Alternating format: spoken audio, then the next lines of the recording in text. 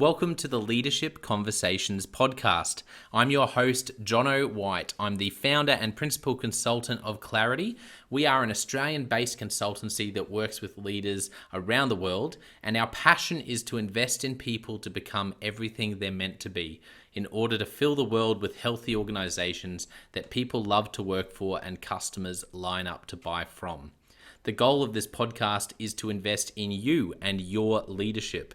If you're just joining us for the first time, then feel free to check out consultclarity.org. That's our website, consultclarity.org. We have so many free resources on there, the most popular being our 7 Questions on Leadership series. We've had more than 1,500 leaders from around the world in all different sectors give their in-depth answers on leadership, what books they love, what they found most challenging, the most meaningful stories, how they structure their time through the day. That's free, so go and check it out.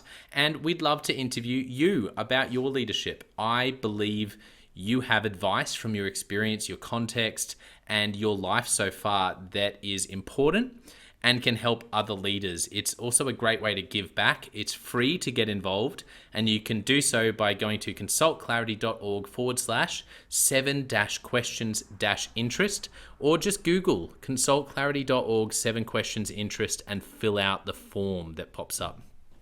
We have a free resource for you on our website. It's called Leadership Survival Guide. It's a 57-page ebook. It has interviews with 10 world-class leaders, and you can go to consultclarity.org. It's right at the top, and get that today.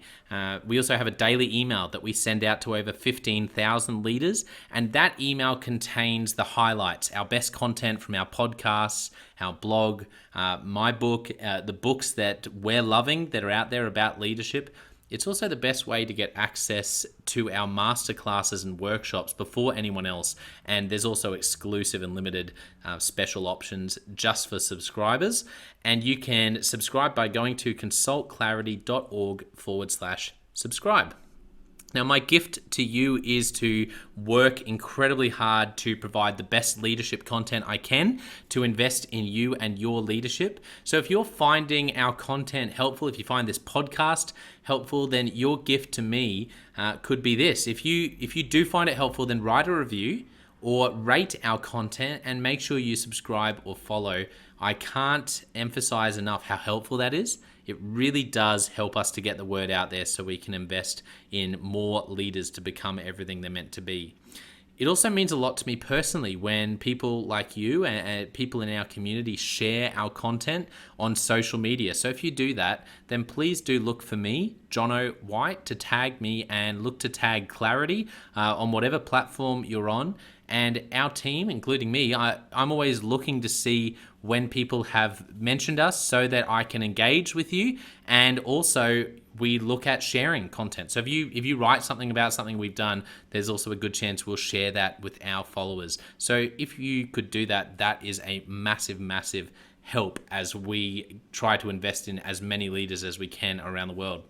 Last of all, you can check out my book about how to deal with difficult people even if you hate conflict. It's called Step Up or Step Out. It's available on Amazon. You can just look up Step Up or Step Out Jono White, or you can go to store.consultclarity.org/book and check it out there. I have coached leader after leader after leader, and in more than 50% of the sessions, this topic comes up. How do I deal with this person? I'm finding it really difficult, and I just want to find a way that doesn't blow up to just to have a difficult conversation, to lead them better. How do I do that? There's a 3-step process that I outline in this book that I believe can help you.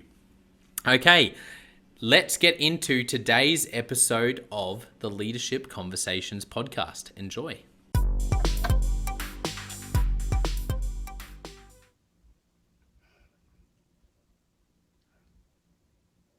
Welcome to another episode of the Leadership Conversations podcast. Today's guest is Elizabeth Alvarez, and Elizabeth is Superintendent of Schools for Forest Park District 91 in Illinois. Welcome to the podcast, Elizabeth. Thank you. Excited to be here. So first of all, I mentioned before we started recording that we have a lot of educators who listen, but also people outside of education. So can you tell us a bit about what the district and a bit about the role of? Sure.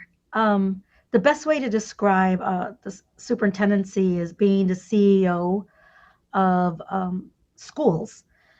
So chief education officer, or in this case, or executive officer. Currently, right now, I oversee 5 schools. It is a small district in comparison to where I did come from before. Um, and so Forest Park, just so you know, is a suburb that is very close to Chicago, um, just minutes away. So it has that kind of urban and also little town feel to it. So that's the nice part about it. And so coming here as superintendent, I oversee not only the instructional pieces, but also the operational, um, and making sure that, all the resources that are needed for our schools, as well as the instructional pieces, the management, and the rigor that has to happen within the schools, along with hiring. And I think the most uh, like thing that really makes people afraid of being a superintendent is that monthly meeting that you have to have, the board meeting, because my bosses are 7 people, and they are community members that hired the superintendent. They were the ones who hired me, and they're the ones who kind of ask me questions and request certain things of me once a month. And you could have them more than once a month. So we look at budget as well as looking at the what's happening with the strategic plan, um, so that they keep me accountable on what is happening at the school, and making sure that our scores are going up when it comes to high stakes testing or assessment, how I'm approaching it, how am I providing professional learning, how I am hiring. Although I am the superintendent, I get to do all the hiring. They then question. The board members also let me know if I can or cannot hire, if I can use money in certain places or the resources that they needs to go to. So keeping in mind that I have 7 different individuals and personalities to balance as well, and not just one boss, but 7 of them, that it is a fine dance that you must make to make sure that your board members are being addressed, as well as the entire board as a uniform, or unity, I should say, a unit. And so that's the tricky part, and the most people wonder more about that. The interesting thing about that is that I come from Chicago Public Schools. I was there for 29 years. And every principal in Chicago Public Schools had their own little board as well. It consisted of 10 people versus 7. So I had good practice coming from being a principal, having my own board, and then going into becoming to a chief of schools, where I was overseeing 33 schools, and now I'm overseeing 5. But I'm going to tell you right now, it's a world of a difference being now like the top boss, being that CEO, versus being the middle management, where you're overseeing the schools. Because here, I mean, the buck really does stop here, and making decisions and making sure all the right voices are being heard, as well as our students, because that's the most important thing. And every decision you make has to be about children. And at least for me, that's where it comes down to. It's about our children and what they need, and the here, the now, and in the future. Yeah, No, that was a wonderful. Well, lot. thank you so much for that. No, that was very well articulated. Filling us in. I want to hear a bit about your story now, and I know listeners really enjoy this. So, with growing up with your childhood, as you look back at that season of your life, Elizabeth, what are some moments that really shaped you into the person and the leader you are today? So I have shared my leadership story or my curriculum story many times, and I think the more I share it, it doesn't get any easier. I don't know how else to put it. And the reason for it is because my choice in choosing education was based on my experience as a student. So I'm going to start with first. I am Yeah. Mexican American. Here in the United States, they do tend to put like race and ethnicity come before the American. So I am Mexican American from two parents who immigrated from Mexico, who wanted better for their children, having four children. Um, and I have a mom that didn't finish high school, and a father who actually started becoming well. He was interested in education from his youth, but after joining the army, um, he got very much involved into education. So he was a great role model to see that the importance of education. And then I had my grandmother who was always reading, constantly reading, that also gave me the love for education and reading and wanting more knowledge.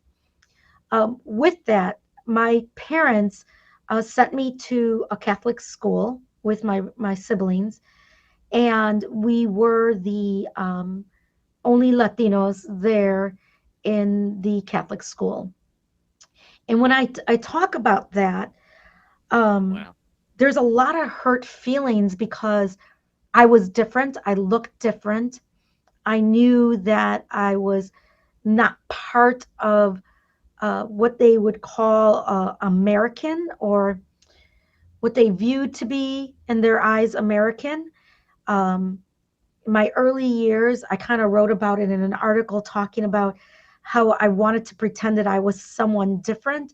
And to the point when someone asked me if I was Asian, because I do have a little bit of a slanted eyes in that sense, I thought, maybe I could be someone different. But as I got older, it was very apparent that I was Mm, Latina. Um, mm, and so this kind of behavior towards me, or feeling ostracized, was not only by the children but also the teachers. I won't say all the teachers, because in my earlier years, from kindergarten probably up to fourth grade, I felt like my teachers really cared for me. And it was until I got to like fifth, sixth, seventh, and eighth grade, it became more apparent that my voice was not important. When I would ask questions, um, just in regards to like the Holocaust or slavery or evolution, I was told that those were not true, and that where was I getting my information from? I also was told things about science was not the career I should go into. So keeping in mind all this time, and as you're growing into a middle school student, your spirit gets killed. And then you start thinking, wow, I'm not going to amount to mm, anything because they don't see anything in me. And as I got into high school, still in a Catholic high school, all girls school, the nuns there were very different. First of all, they were mean to everyone, so it didn't matter race, ethnicity, and I don't want to call it mean, but they were strict. I should say better yet, they were very strict and stern, and had these really high expectations. And so because of that, all of a sudden I shifted to maybe there's a possibility, and the power of educators really came out. And I started thinking a little bit more about my educators in elementary school and how they killed my spirit, to my newfound love to education, with the educators around me kind of pushing me to college and telling me, no, you're going to go to college, that there's no ifs, ands, buts about it. And keep in mind, my parents weren't thinking about college. It was the educators in my high school kind of feeding that into me. And then me wondering, like, well, maybe I will wow. amount to something, but will I graduate? Um, Mm, so that was a huge shift for me.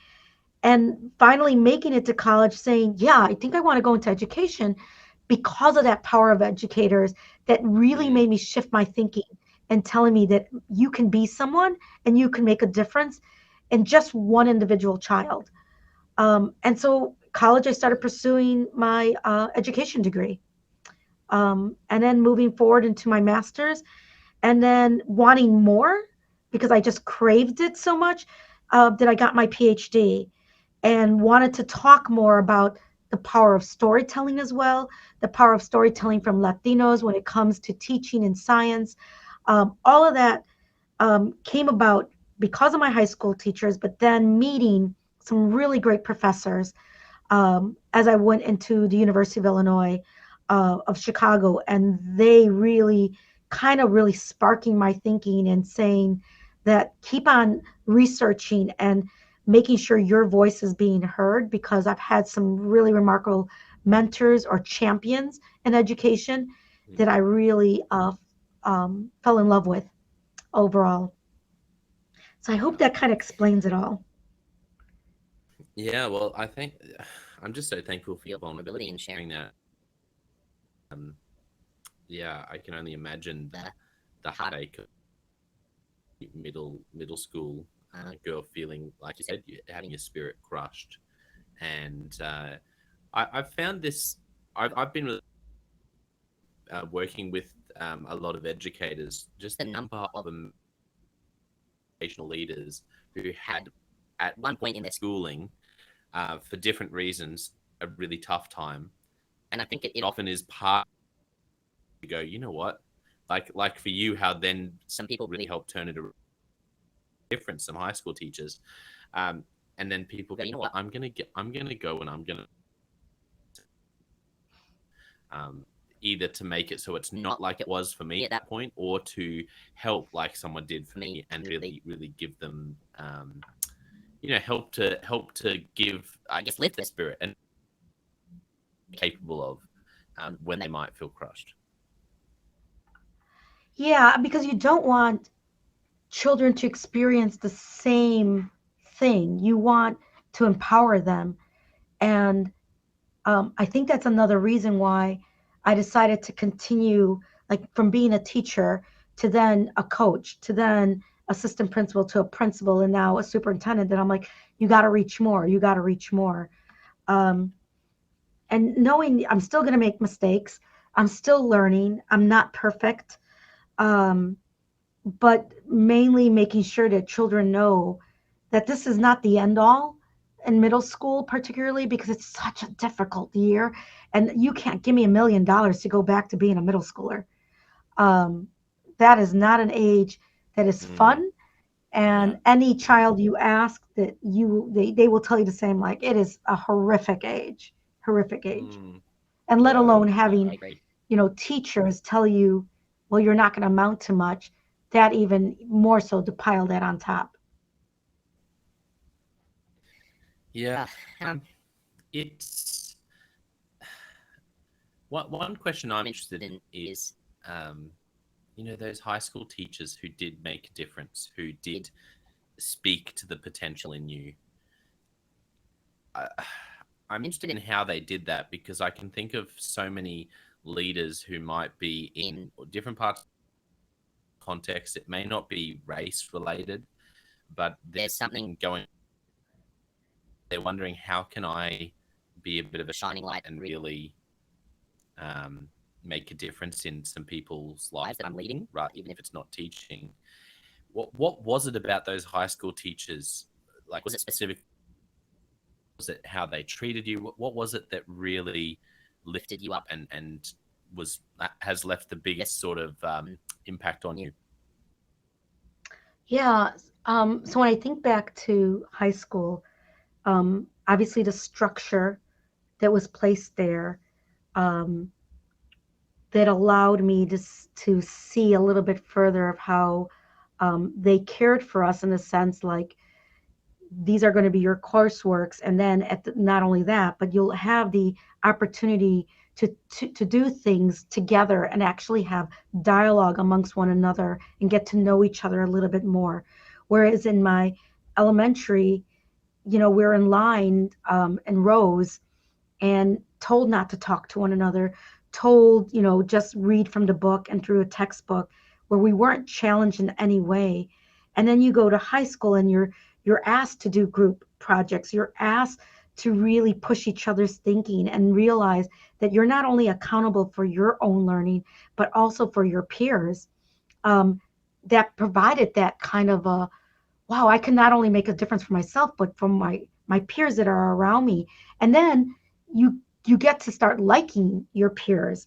So yeah, it's the teachers, but it's the tasks that they provide us to allow us to talk to among one another, to grow together and realize your voices are the ones that are going to be building up how you understand things, how you see the world, how you become more curious, how you handle productive struggle.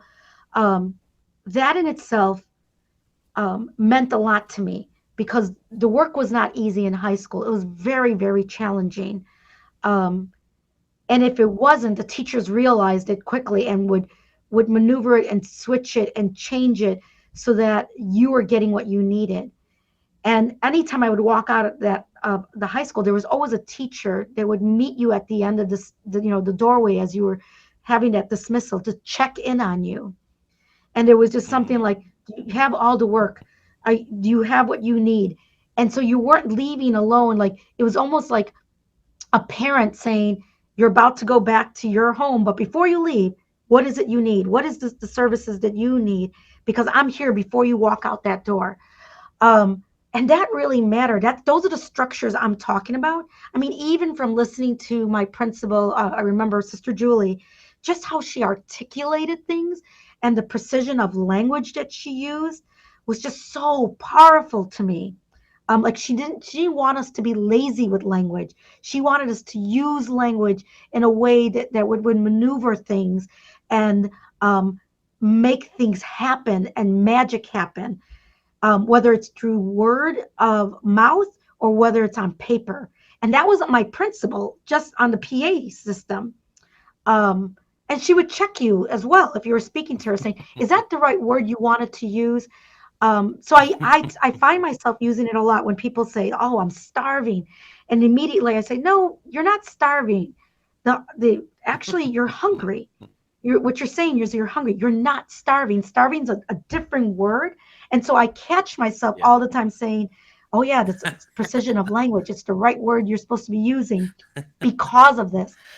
And children catch me on it too, saying like, "Oh yeah, you're going to change my word." But that's how I think it's important that we use language appropriately, rather than using something differently or saying, "Well, just to be lazy with it."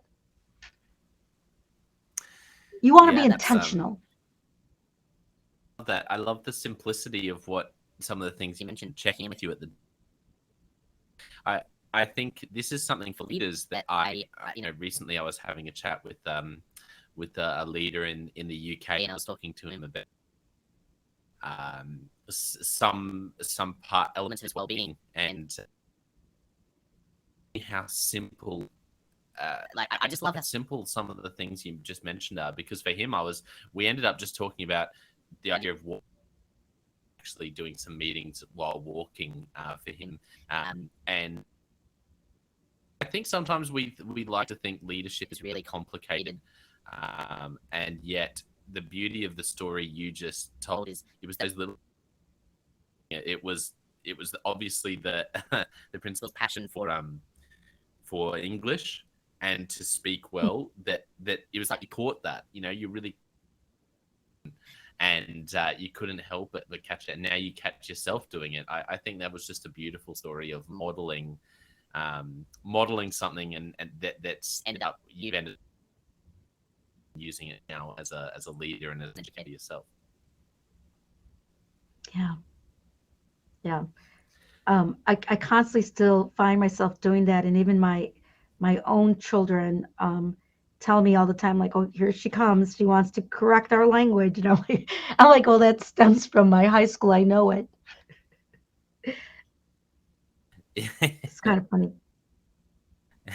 So, I guess after that, you mentioned which I think is just incredible. The further studies you've done, and with your coming from a family where it sounds like there was a great passion for reading and education, and I just love how you've been able to really step into that Ph.D. What about mentors along the way in people, leaders who have particularly significant influence on the way? Yeah. So I tell people all the time that I didn't have my first teacher of color until I got into my Ph.D. Uh, uh, he Wow. was so significant to me. I say it all the time, he's my champion. And so this was Professor Gallegos, Bernardo Gallegos. He passed away in 2019. Um, but I had started my PhD in 2000. Got to meet this man, this wonderful, wonderful man who taught me about performance and a lot about race and identity, um, which allowed me to, I would honestly, to share my story a little bit better because I was ashamed of it and I kept it hidden. And then I meet this professor who's telling us all the importance of performance. And then unfortunately, people of color have to perform all the time or learn the ways of how white people maneuver themselves. Um, no one teaches us this. I know Zaretta Hammond talks about it a lot, about like you don't go up to a white person and say, how can I maneuver myself within this white world? You just try to figure it out, and you suffer through it, Yeah. and you catch yourself like, okay, now I'm going through this performance. And now that I'm just kind of, sorry, going on a side note, when we talk about diversity and equity and identity now, and we're talking about this, a lot of the times they're leaning on people of color to tell me how I could provide that more, how could I be more equitable. And unfortunately, it's like the same way we've maneuvered ourselves, we expect our white counterparts to do the same. And so he brought a lot of that out of me to start talking a little bit more about how do we perform when we have to do interviews. When, like, for example, the reason I spoke about storytelling a lot is because we are storytellers. I believe everyone is. It doesn't lean in just ethnicity, but Latinos have a tendency to do that because we want to be able to explain something before we really get into the question that was really being asked. And so if you're being interviewed for something, a story comes out. And unfortunately, in some places, particularly in education, nobody wants to hear that story. They just want to know, how are you going to get from A to Z? And a lot of times you're penalized for it. And so we joke about it, saying we have to provide this type of learning and training, of saying, stop with your storytelling, just get to the point and let them know what needs to be said, because you're going to be penalized for your storytelling. Whereas in other places, people want to hear that story and the importance of that story and how it really developed why you chose to teach in a certain way, or why you chose a certain book or strategy. And that's something, the storytelling part was so important to me that he brought out a little bit more.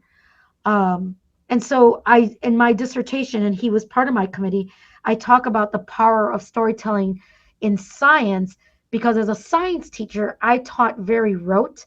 I taught like the way I was taught, factual, even though there was a lot of obscure ideas that are out there in science, and science in itself is a whole different language, let alone teaching children who are trying to learn English as well.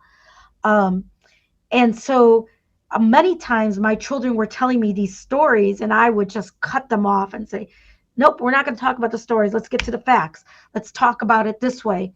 And the children would come up to me and say, that's really bizarre, you being a Latina and you don't want to hear these stories. And then I was like taken aback by that, like saying, oh wow, they're calling me out on my own identity. And I shared this with Bernardo, and he was just like, yeah, they should have. Good for them.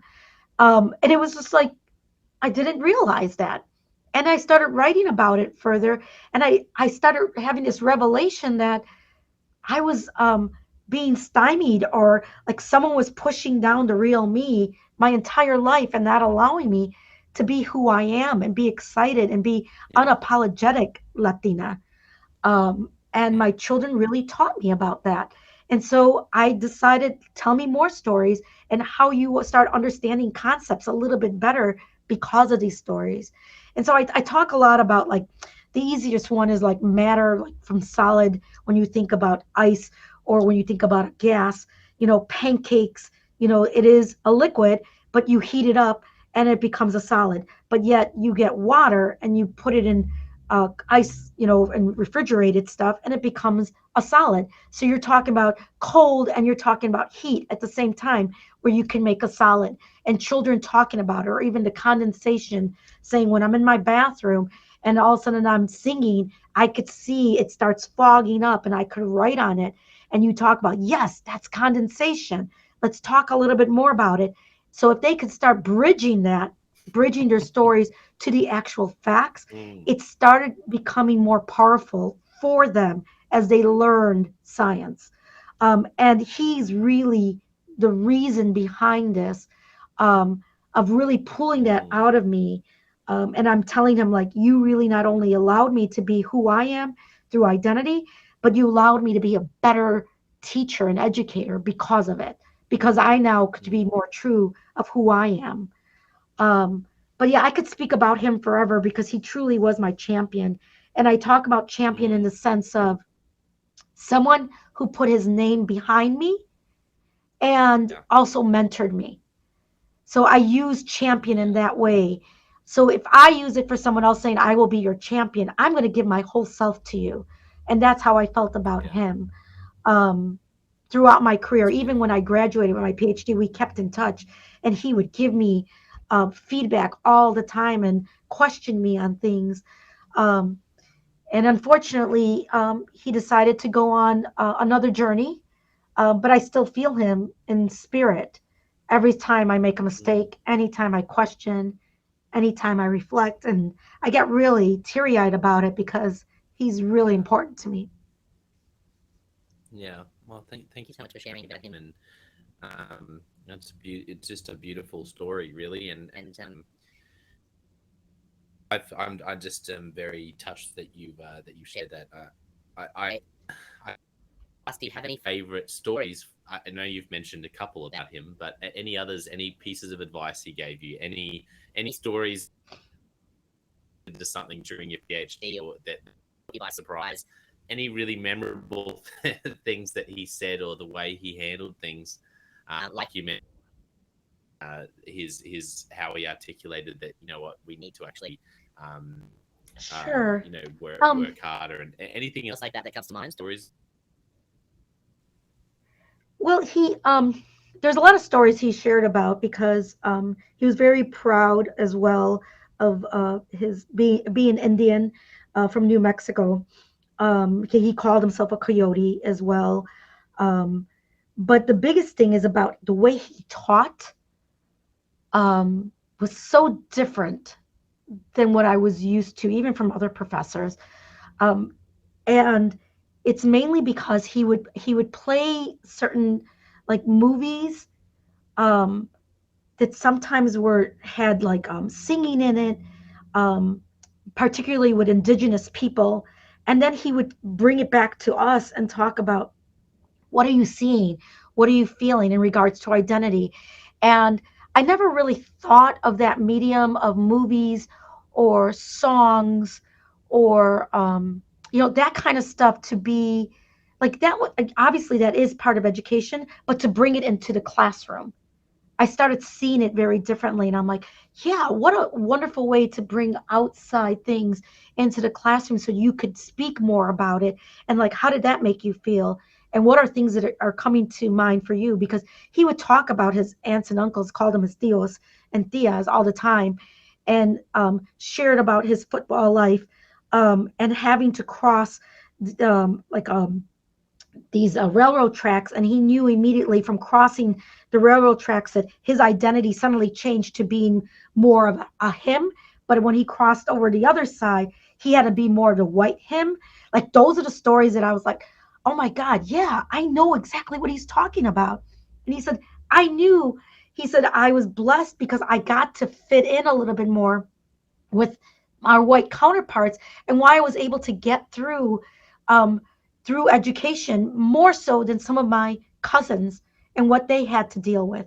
But that doesn't excuse anything or take away anything that he suffered even less or more, because one thing he did teach me is the higher up you go in your education or even in your career, you're going to suffer more because of those performances you have to go through. Whereas someone who doesn't, um, they're around people who are a support system for them, and they don't necessarily have to suffer as much because they don't have to perform as much as someone who's trying to get ahead or trying to get a better Yeah. education, because you know you're going to be having pushback and diversity. I mean, yeah, the diversity is not there. Um, and there's going to be walls put in front of you, and you're going to have to work harder. And he said, and Mm. that's something that you will have to understand with performance and identity. And that really struck something really big with me as I think Yeah. about my family as well. Mm. No, I can see how significant that was. As we sort of start wrapping up, one question I have for you before we jump into Leadership Express. As a leader, can you think of any of your own aha moments over the years? One of those moments that's forever ingrained in your memory because there was a lesson in it, whether something went better than expected, you watched someone else do something, whether something sort of fell apart and you'll never forget why that happened. Any real aha moments in leadership that pop into your head? Yeah, I could give you one. I had a supervisor once. I ask this question all the time when I'm interviewing, in regards to, was there ever any type of feedback that changed how you thought or did things? Um, and the reason I say this, because many times people respond to that saying, um, oh, they told me I did a good job. I'm trying to think of something of that sort. But I'm really looking for actual change, or how it allowed you to reflect. And so the example I have that really changed my leadership, um, I had my supervisor said, let's go into classrooms. And I'm over here observing my teachers. And as we walk out, he starts asking me what I see. And I start talking about it. And he said, well, how will you address it? And I start talking about it as if I'm going to fix it all, um, as if I'm the one going to do the heavy lifting of it all. And I say that purposely because he then responded to, you're a fixer, Liz. And he said, and when you just fix things, you're not growing your teachers. You got to give that to them so that they grow. So, how do you make sure that they get that wealth and you're providing that feedback to them so that you're no longer fixing it and they're adjusting it because they know that's the right thing to do, and your feedback is the one it's going to provide them to think differently, where you're not going in there and just fixing it for them. It's almost like the fairy tale of, the fisherman. I don't know if you know that one, saying teach someone to fish and they'll eat forever, versus if you fish for them, they'll eat as long as you're fishing for them. And that was significant for me because I never saw that in my leadership before until he pointed it out. And now it's so different, when I go into classrooms or when I'm working with people, that I'm working on the right questions and not coming up with the solution, because it is so much more powerful when it comes from them. It is so Yeah, much more I powerful love when that. they start thinking about that question differently and saying, Yeah. yeah, how can I address that a little bit differently? And so that it doesn't come out of my mouth, it's coming out of theirs. Oh, that's such a great story, and I love that. And I love that phrase, "You're a fixer." When you fix it, they don't get the wealth of that. How can you give them the opportunity to actually step into that? Oh, that's just wonderful. Well, let's jump into Leadership Express. I've got a few questions for you. The first Oh, question I'm is, worried about what's a this. book? What's a book to other people? Any books that, if you think back, you've gifted to other people or recommended? Oh yeah. Cast is a huge one. I think everyone should read it. So I've been giving that away. And another book that I was giving away is Yes and. So those are my two books. There's a couple of others, like How to Be a Kick-Ass Boss is one of them. These are all really significant books that I told people, you got to read it. It's important in regards to leadership. Yeah, I love it. No, great recommendation. What's a recent leadership lesson you've learned for the first time, or I'm sorry. What's a recent what? a recent leadership lesson? Mm. Yeah. So many times, because we have such limited time with things, um, feedback from your constituents is so important. And you have to stop and start reflecting on whose voice am I not hearing yet. It goes with policy as well too. Before you start moving on decisions. And so as much as you think like I got everyone's feedback, there's always someone you're not getting. Um, and the most important one on there is, did you get the student feedback? Yeah. Yeah, I think that is a good I like that as a bit of a when you think everyone's feedback, just when you think yeah, that's when you probably need to realize there's at least one person out there that hasn't, because that's definitely been my experience too. It's always better to err on the side of being really thorough, really just trying to engage people and help them feel heard. And like you said, in your students, what they see, if you can tap into that and truly understand and get their feedback, um, it's yeah, I love in business, in corporate, everyone talks about the challenge of seeing through the eyes of the customer. And I feel like it's the same sort of thing, but just in education, it's the challenge to actually see through the eyes of a student and to understand what they see and make Well, and decisions that's the thing. The that decisions are factor in what they being see. made. Yeah, Mm, the decisions are being made, and keep in mind it's about the children all the time. And so you have to ask, did we ask them? How do they feel about it? yeah, that's very good. What's a great piece of advice you've received in life or leadership? Someone gave you a great piece of advice and it's really stuck with you and it's been very memorable. Um, I'm sure right now I'm going to draw a blank by others, but one of them that I know a piece of advice was really just stay true to yourself because cream rises. I've had people say, "What does that mean? Cream rises." Um, but especially when you're feeling at your lowest and you're doing everything possible that is right, um, and for the right reasons, that eventually you will see that you will rise above that. Yeah, that's great. I love that phrase. That's wonderful. Uh, do you have any movies or TV shows? This one can be lighthearted or it can be serious that have really influenced you. Oh yeah, I'll go with my movies first. I'm a huge Lord of the Rings fan. Yes. Um, I could watch that over and over and over again. Doesn't matter what part it's on, um, because there's just so much lessons in it. Um, the whole good and evil, the whole um, conflict, or thinking that something is wrong and realizing that if I just, we work together, when I think about the fellowship, and they were all, from different, they're not all the same.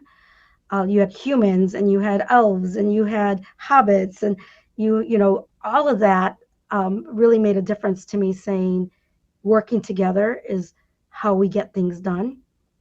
Um, and knowing that good would always, always supersede evil. So that's a huge one for me. Yeah, Um, I agree. I Another love Lord of movie the Rings. that I really like is the Red Violin. I don't know if you've seen that one. It's with Samuel L. Jackson. Um, and I it haven't. kind of talks. it really goes into this violin that travels through generation to generation, and the hands that touch this violin. But it starts with the man who made the violin after his wife passes away from giving birth, and he paints the violin with her blood. And so this violin lives through so many disasters, almost as if the spirit of the wife lives on through these generations. And the hands that have this violin, it changes them as well. That one's a huge one for me. Kind of taught me the importance of, again, spirit being around and living on forever. And then you asked for shows. Yeah. I mean, I could also talk about Harry Potter too and go into those or Star Wars. But for shows, I mean, I've binged some stuff. I've watched, currently right now, my husband and I are watching the morning show because it just happens to be there. And I'm into it. I'm enjoying like the conflict between people, but there's not, I mean, the Marvel series I watch as well. Yeah, I mean, there's not one right now I can think of that stands out of shows. I really did like The Mandalorian a lot. That's a Star Wars series. Enjoyed watching that and how it connected back to the Star Wars with Luke Skywalker. So those are kind of things that I watch. Yeah, no, some really fantastic movies and TV shows there. And I haven't seen The Red Violin, so I'll put that on the list to watch that.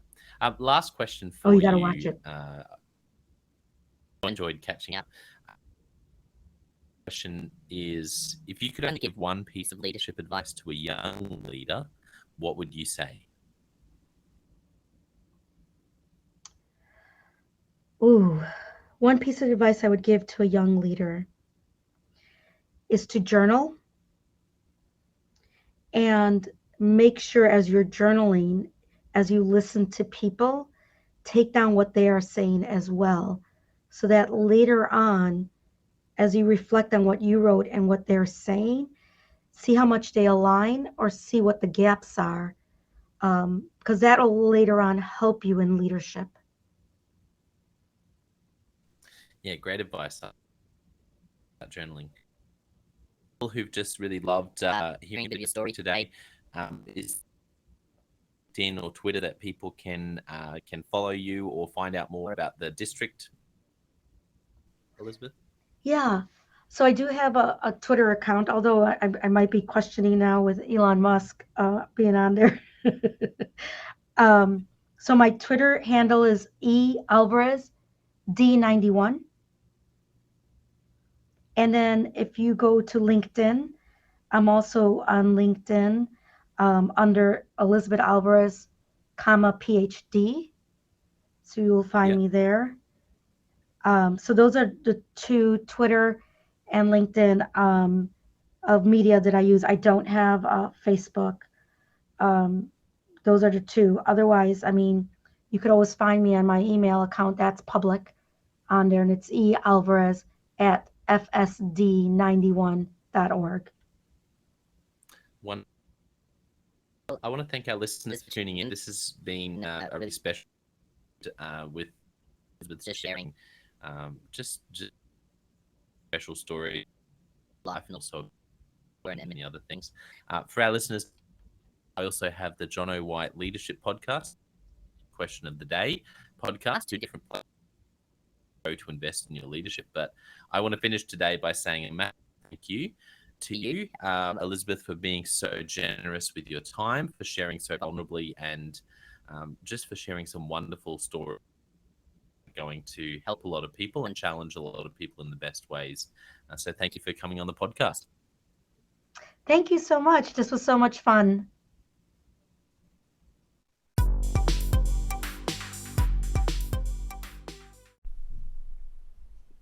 Well, I hope you enjoyed that episode of the Leadership Conversations podcast as much as I did. If you're joining us for the first time, don't forget to check out consultclarity.org. That's our website, consultclarity.org. We have so many free resources on there, including our 7 Questions on Leadership series. We've had more than 1,500 leaders from all over the world in all different roles, in different industries, answer these 7 questions on leadership, and leaders give these in-depth answers around how they spend their time, a book that's been significant for them. It's just a gold mine. It's completely free to access, so go to consultclarity.org and look for that. We'd also love to interview you about your leadership. I believe your experience, your life, your context means that you have advice on leadership that other leaders can learn from.